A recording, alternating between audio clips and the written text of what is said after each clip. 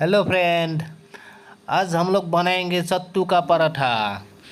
तो চাওক আপোনালোকে কেনেকৈ বনাওঁ। সত্তু হৈছে বুটৰ গুড়ি। বুটটো ভাজি লৈ তাক গুড়ি বনাব লাগে। মিক্সিত গুড়ি কৰিব পাৰে, মিলতো গুড়ি কৰি আনিব পাৰে, আৰু তাৰে কেনেকৈ পৰঠা বনাব পাৰি সেইটো আজি মই দেখাম আৰু আপোনালোকে চাওক। এই পৰঠা খাবলৈও বহুত টেষ্টি হয়। এখন প্লেটত মই গোটেই ৰেডি কৰি লৈছোঁ।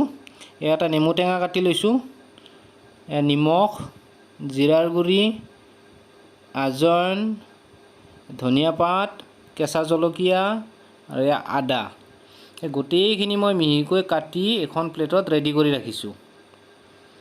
মিঠাতেল লৈছোঁ অকণমান, সত্তু মানে বুটৰ ভাজা গুড়িটো, সত্তু বুলি কয়।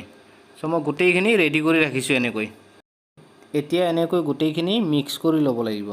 মই বুটৰ গুড়ি মানে সত্তুত তাৰ লগত কেঁচা জলকীয়া, আদা, নিমখ, ধনিয়া পাত গোটেইখিনি এনেকৈ দি লওঁ, আৰু দি লৈ মই এনেকৈ গোটেইখিনি মিক্স কৰি ল'ম। এতিয়া চাই থাকক আপোনালোকে ভিডিঅ'টো শেষলৈকে, বহুত ভাল হ'ব ভিডিঅ'টো। আপোনালোকেও বনাব পাৰিব এনেকৈ, বহুত ধুনীয়া হয়।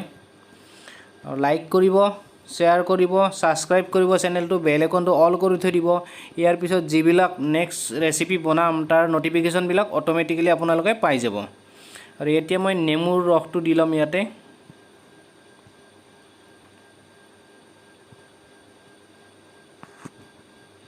এনেকৈ মই নেমুটো ইয়াতে ৰসটো, গোটেই নেমুৰ ৰসটো দি দিছোঁ।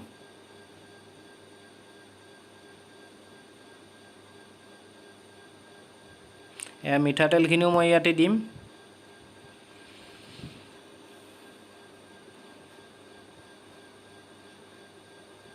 দি এতিয়া ইয়াক এনেকৈ চামুচ এখনেৰে মিক্স কৰি ল'ম। অকণমান সাধাৰণ পানী ছটিয়াই দিছোঁ, নহ'লে বেছি শুকান হয়। সাধাৰণ পানী, বহুত পানী দিব নালাগে, পনীয়া হৈ যাব তেতিয়া আৰু বেয়া হ'ব। গতিকে এইটো শুকান হৈ থাকিব লাগে, শুকান হ'লে ভাল। সেইকাৰণে সাধাৰণ পানী ছটিয়াই দিছোঁ। চ' এনেকৈ মই গোটেইখিনি মিক্স কৰি লৈছোঁ। মিক্স কৰাত মোৰ বহুত ধুনীয়া হৈছে। আটা মই আগতে মাৰি এনেকৈ লাড্ডু বনাই ৰেডি কৰি ৰাখিছিলোঁ। অলপ আগতে মাৰি থৈ দিব পাৰিলে ভাল, সেইকাৰণে মই আগতে মাৰি ৰেডি কৰি ৰাখিছোঁ। আৰু এতিয়া কেনেকৈ বনাম চাওক। এনেকৈ লাহে লাহে এনেকুৱা কৰিব লাগে।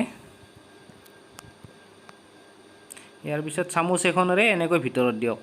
মই যেনেকৈ দিছোঁ এনেকৈ আপোনালোকে ভিতৰত লওক। তাৰপিছত ইয়াক লাহে লাহে বন্ধ কৰিব লাগে। একেলগে বন্ধ কৰি দিলেও বেয়া হ'ব, পিছত আপুনি বেলিব নোৱাৰিব। চ' সেইকাৰণে লাহে লাহে ইয়াক বন্ধ কৰিব লাগে, খুব মৰমত।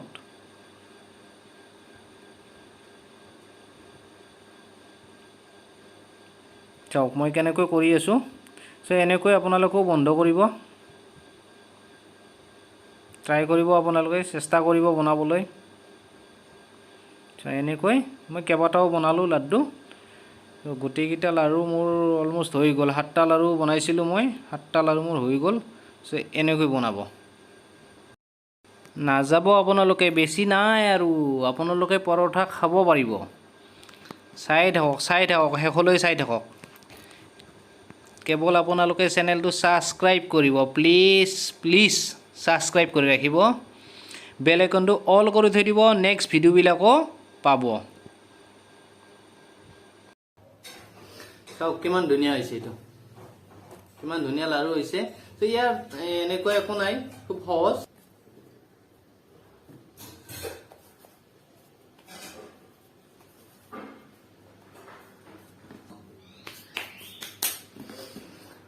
চাওক কিমান ধুনীয়া হৈছে দেখিবৰ কাৰণে।